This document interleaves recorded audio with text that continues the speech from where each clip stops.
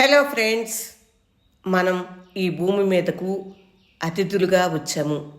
ఎంతోమంది పుడుతూ ఉంటారు, మళ్ళీ దాటుకుని పోతూ ఉంటారు.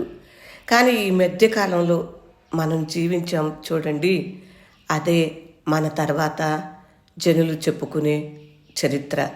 ఆ చరిత్ర ఒక్కొక్కరికి ఒక్కొక్క విధంగా ఉంటుంది. నేను ఇప్పుడు చిత్రంలో చూపిస్తున్న ఆమె పేరు ప్రతిమా బేడి. మీకు అందరికీ గుర్తుందా? గుర్తులేని వాళ్ళైతే ఒకసారి ఈ చిన్న విషయాన్ని పూర్తిగా వినండి. ఈమె ఎన్నోసార్లు వార్తలలో వినతకెక్కారు. అలా అని ఆవిడ గొప్ప పని ఏం చేయలేదు, కానీ చాలామంది కన్నా విభిన్నంగా బతికారు. తాను చేయాలనుకున్నది చేశారు. తనకు నచ్చినట్లే ఉన్నారు. డబ్బులుంటే నచ్చినట్టు బతకటం సులభమే, నచ్చినట్టు చనిపోవటం కూడా సులభమే. అలా అని ప్రతిమా బేడి ఆత్మహత్య చేసుకోలేదు. ఈమె ఢిల్లీలో పుట్టింది. తల్లి బెంగాలీ, తండ్రి హర్యానా వ్యాపారి. పుట్టుకతోనే బోల్డంతా డబ్బులో పుట్టింది. సంప్రదాయ కట్టుబాట్లు ఛేదించడంపై ఈమెకి అనురక్తి ఎక్కువ. అందుకే ఒక పత్రికకు కవర్ పేజీగా తన నగ్న చిత్రాన్ని ఇచ్చింది. అలాగే ముంబై బీచ్లో నగ్నంగా పరుగులు తీసింది.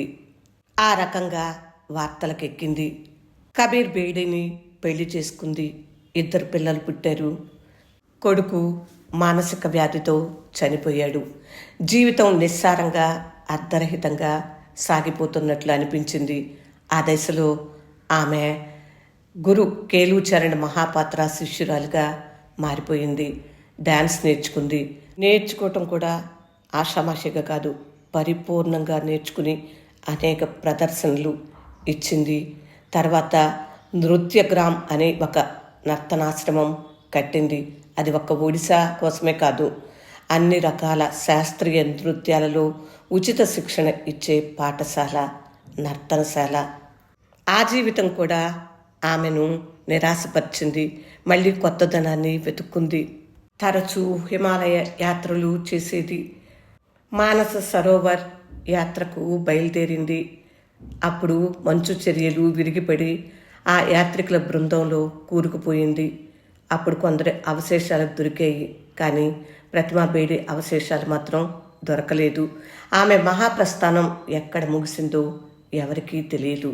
ఉత్థాన పతన దశలకు ఆమె ఒక తార్కాణం, కొందరికి పాఠం.